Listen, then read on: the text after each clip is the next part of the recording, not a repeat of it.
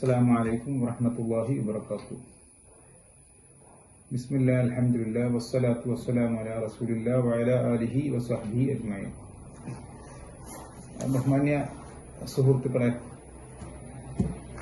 ഇന്ന് വളരെ വിവാദപരമായി കൊണ്ടിരിക്കുന്ന ഒരു വിഷയമാണ് ഉദ്റുൻ ബിൽ ജഹൽ.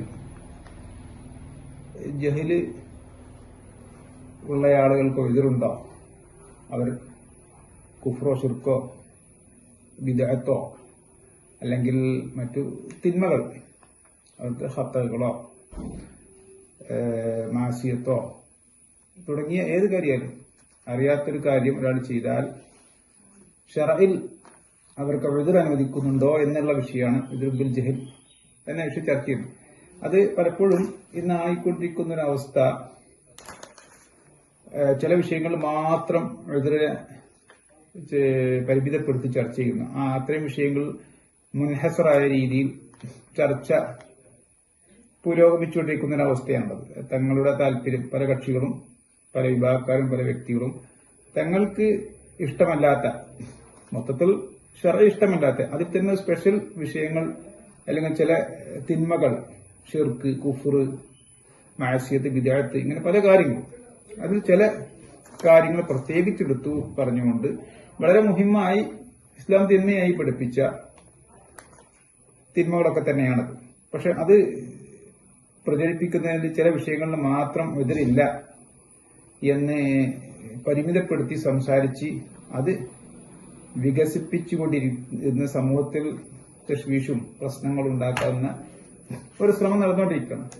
അപ്പോൾ ഉദ്റുൻ ബിൽ ജഹൽ ഇല്ല എന്ന് പറയുന്ന ആൾക്കാർ, ചില സാധാരണക്കാർക്ക് സംസാരം കേട്ടാൽ ഉദ്റുൻ ബിൽ ജഹൽ എന്ന സംഭവം ഇല്ല എന്ന് പറയും. സത്യത്തിൽ ഉദ്റുൻ ബിൽ ജഹൽ എന്ന് പറഞ്ഞാൽ ഉദ്ർ അല്ലാഹ് നൽകിയതാണ്, അത് ശറഅ് നൽകപ്പെട്ടതാണ്.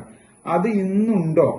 ഇന്ന് നൽകാൻ പറ്റുമോ? എന്താണ് ഉദ്റിലുള്ള മാനദണ്ഡങ്ങൾ എന്തൊക്കെയാണ്? ഈ വിഷയങ്ങൾ ചർച്ച ചെയ്യൽ ഉദ്റില്ല. വിശുദ്ധ ഖുർആൻ വ്യക്തമായി പറഞ്ഞതാണ് എന്ത് ഉദ്റിനെ കുറിച്ച്. അല്ലാഹു സുബ്ഹാനഹു വ തആല നേരിട്ട് തന്നെ അല്ലാഹുവിന്റെ കിതാബിൽ വമാ കുന്നാ മുഅദ്ദിബീന ഹത്താ നബഅത റസൂല, റസൂലിനെ അയക്കുന്നവരെ ശിക്ഷിക്കൂല, അവർക്ക് ഉദ്റുണ്ട് എന്ന് അല്ലാഹ് പറഞ്ഞതാ. അപ്പൊ ഉദ്റില്ല എന്ന് പറയാൻ പറ്റില്ല. ഉദ്റില്ല എന്ന് പറഞ്ഞാൽ ഒന്നൊക്കെ മുബ്തദിയായിരിക്കും, നിഷേധിയാണെങ്കിൽ കുഫറിൽ പെട്ടുപോകും. അപ്പൊ ഇതാണ് ഉദ്റിന്റെ അവസ്ഥ. എന്നാൽ ഉദ്ർ കേവലം ജഹലിൽ മാത്രം, ഉദ്റുൻ ബിൽ ജഹൽ എന്ന് പറഞ്ഞാൽ ആ ജഹലിനോട് മാത്രം അത് തഅല്ലുഖാക്കുന്ന ഒരവസ്ഥയും ഉണ്ട്. ഉദ്റുൻ ബിൽ ജഹൽ എന്ന് പറഞ്ഞാൽ അതിന്റെ വിശാല അർത്ഥമുണ്ട്. അത് ഉദ്റുൻ ബിൽ ജഹൽ ഇക്രാഹ്, മുക്രിഹ് ഉദ്റുൻ ബിൽ ജഹൽ പെടും.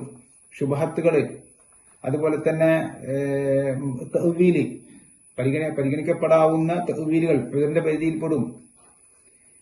ഇങ്ങനെ നിരവധി വിഷയങ്ങൾ അതിലുണ്ടായിരിക്കെ കേവലം അറിവെത്തിയിട്ടില്ല, അല്ലെങ്കിൽ ഫഹ്മ് വന്നു, അല്ലെങ്കിൽ ഫഹ്മ് ആയിട്ടില്ല എന്നതിൽ മാത്രം പരിമിതപ്പെട്ട് ഇത് കേവലം അത് ജഹലിൽ, അറിവില്ലായ്മ, ഒരു ഗ്രന്ഥം കിട്ടിയില്ല, റസൂൽ വന്നില്ല എന്ന ഒരു കാര്യത്തിൽ മാത്രം പരിമിതപ്പെടുത്തി സംസാരിക്കുന്നത് ശരിയല്ല. കേവലം റസൂലുകൾ വന്നാലും അതുപോലെ തന്നെ ഗ്രന്ഥം വന്നാലും അതുപോലെ തന്നെ ആള്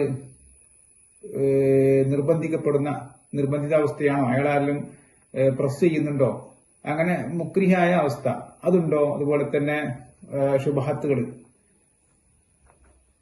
ഇങ്ങനെ അതുപോലെ തന്നെ തഅ്വീൽ, ചില വ്യാഖ്യാനങ്ങൾ, ഇങ്ങനെ നിരവധി വിഷയങ്ങളുമായി ബന്ധിക്കുന്ന ഒരു വിഷയമാണ് ഉദ്റുൻ ബിൽ ജഹൽ എന്ന് പറയുന്ന ഈ സാങ്കേതിക സമജ്ഞ. അത് കേവലം ഒരു അറിവെത്തിയിട്ടില്ല, അറിവില്ല, അറിവുണ്ട് എന്നതിലപ്പുറത്തേക്ക് വിശാലമാണത്.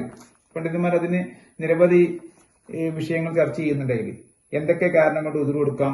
ഗ്രന്ഥങ്ങൾ എത്തിയില്ല, റസൂൽ വന്നില്ല, അതിന് അസ്ലാണ്. ഒരു കിതാബോ ഒരു റസൂൽ എത്താൻ ഞാൻ അസ്ലിയായിട്ട് തന്നെ അവിടെ ഉദ്റാണ്.